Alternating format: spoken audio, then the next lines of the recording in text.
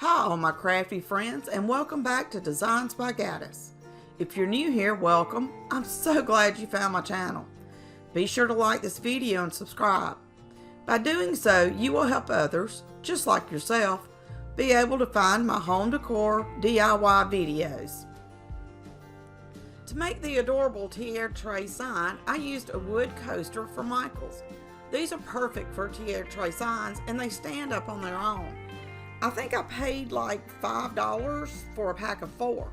I removed the little pads from the bottom because this was the smoothest side. I used my fingers and a glue eraser from Dollar Tree to remove the stickiness under the pads.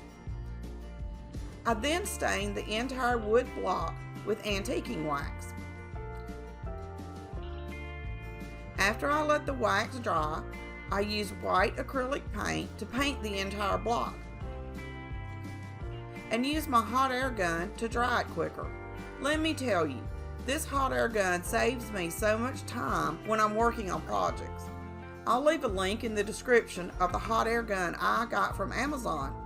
It's the one I use and recommend highly.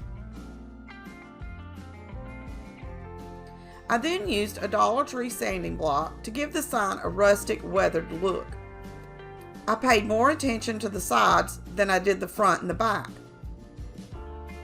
Once I had the look I wanted, I used some rubbing alcohol and a paper towel to remove all the sand dust from the wood. The rubbing alcohol dries quicker than water, that's why I use it. I found this cute file in a Valentine's bundle from Design Bundles and thought it would be cute on this little sign.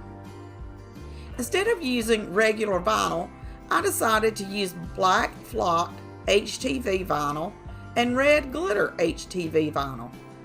I was wanting a different feel for the sign. This was my first time trying this technique, and I will probably be using it more often. It's just that HTV is more expensive than regular vinyl. After using my Cricut to size and cut the HTV, I placed the black arrows on the block first and centered it. I then used my iron and a thin piece of fabric to set the vinyl. When I pulled up the backing, it left some of the flocking on the wood. I used my glue eraser again to remove the excess flocking. I then laid the letters, centering them around the arrows, and did the same thing with the iron.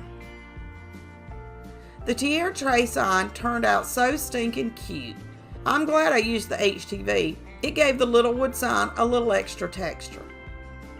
I wanted to add a little gnome to my Valentine's decor this year.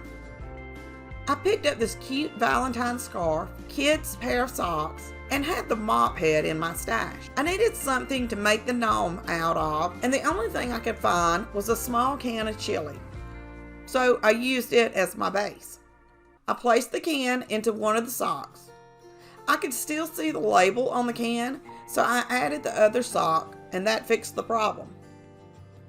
I wanted to use the string from the mop for the beard. I used a piece of cardstock and cut it down. I cut several pieces of the mop and glued them to the cardstock. After I had added 2 layers of the mop string, I glued the cardstock onto the sock to create the gnome's beard.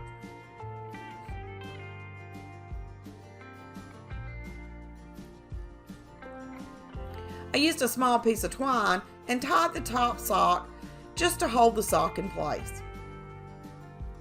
For his hat, I used this Valentines Scarf from Dollar Tree and cut it in half. It is a very thin material, so I had to wrap it around the gnome's head several times. To attach the scarf, I would put some glue on the edge of the scarf and roll the can onto the glue. I did this with all of the scarf. For his nose, I used a large red glitter foam ball I got from Dollar Tree in a large pack and glued it in the center of the beard.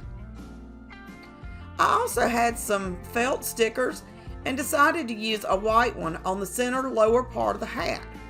I removed the backing and just stuck it in place. I wanted the hat to stand up. I used 2 pipe cleaners, folded them in half, and twisted them together.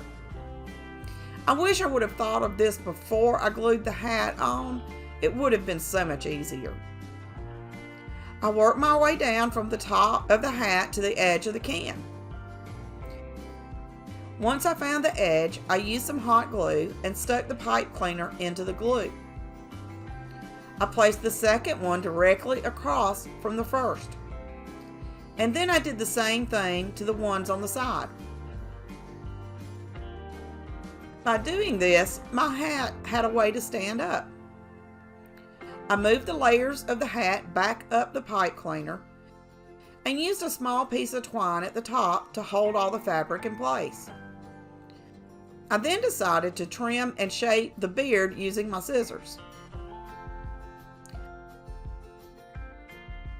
This is the cutest little gnome, and it took me about 10 minutes from start to finish.